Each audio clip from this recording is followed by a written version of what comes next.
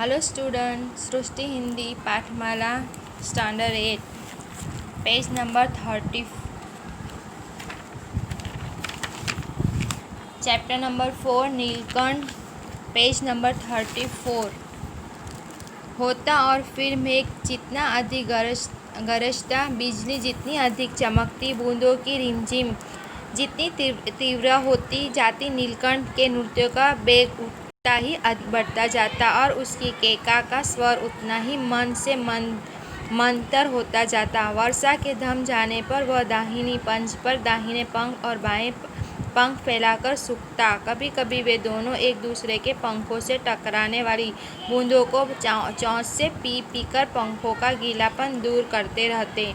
एक दिन मुझे किसी कार्य से नखास कोने से निकलना पड़ा और बड़े मियाँ ने पहले के समान कार को रोक लिया। इस बार किसी पिंजरे की ओर नहीं देखूंगी, यह संकल्प करके मैंने बड़े मियाँ की विरल दाढ़ी और सफ़ेद डोर से कान से बंधी ऐनक को ही अपने ध्यान का केंद्र बनाया। पर बड़े मियाँ के पैरों के पास जो मोरनी पड़ी थी उसे अनदेखा करना कठिन था।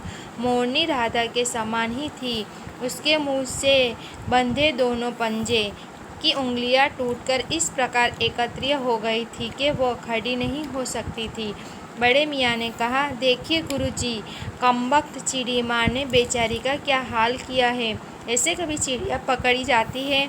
आप न आई होती तो मैं उसी के सिर पर इसे पटक देता, पर आपसे भी यह अधमरी मोरनी ले जाने को कैसे कहूँ। सच यह कि 7 रुपये देकर मैं उसे अगली सीट पर रखकर घर ले आई और एक बार फिर मैंने पढ़ने लिखने का कमरा अस्पताल बना। पंजों की मरहमत, पट्टी और देखभाल करने पर वह महीने भर में अच्छी हो गई। उंगलियां वैसे ही टेढ़ी मेढ़ी रही, परंतु वो टूटे जैसे पंजों पर डगमगती हुई चलने लगी। तब उसे जाली घर में पहुंचाया गया और नाम रखा गया कुंजा। नाम के अनुरूप वह स्वभाव से भी कुंजा ही साबित हुई। अब तक नीलकंठ और राधा साथ साथ रहते थे। अब कुंजा उन्हें साथ देखते ही मारने दौड़ती थी। चोंच से मार मार कर उसने राधा की कलगी नोच डाली, पंख नोच डाले। कठिनाई यह थी कि नीलकंठ उससे दूर भागता था और वह उसके साथ रहना चाहती थी। न किसी जीव जंतु से उसकी मित्रता थी, न वह किसी को नीलकंठ के समीप आने देना चाहती थी। उसी बीच राधा ने 2 अंडे दिए, जिनको वह पंखों में छिपाए बैठी रहती थी। पता चलते ही कुंजा ने चोंच मार मार कर राधा को ढकेल दिया और फिर अंडे फोड़कर दूध जैसे पैरों से सब और छितरा दिए।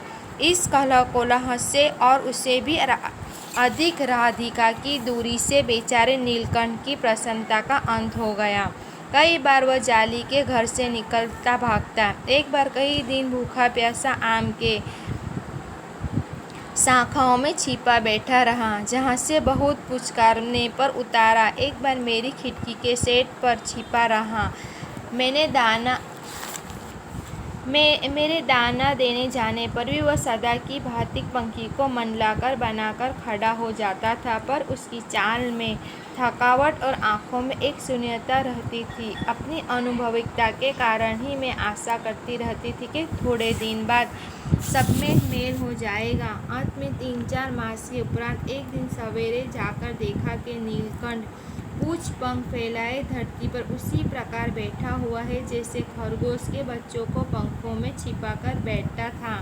मेरे पुकारने पर भी उसके न उठने पर संदेह हुआ। वास्तव में नीलकंठ मर गया था, क्योंकि उतर तो अब चोट का चिन्ह मिला। मैं अपने शाल में लपेटकर उसे संगम ले गई।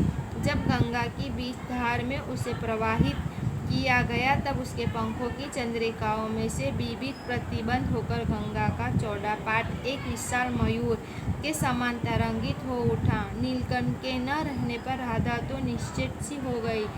दिन कोने में बैठी रहती।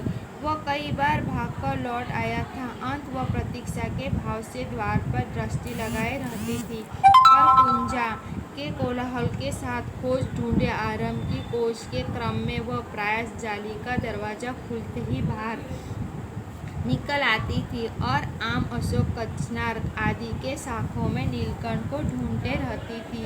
एक दिन आम के पेड़ से उतरी ही थी कि कंजली सामने पड़ गई। स्वभाव के अनुसार उसने कंजली पर भी चोंच से प्रहार किया। परिणामतः कंजली ने 2 दांत उसकी गर्दन पर गड़े दिए। इस बार उसका कलकलाह और द्रव्य प्रेम भरा जीवन बचा न जा सका, परंतु इन 3 पक्षियों ने मुझे पक्षी प्रकृति की विभिन्न का जो परिचय दिया है वो मेरे लिए विशेष महत्व रखता है।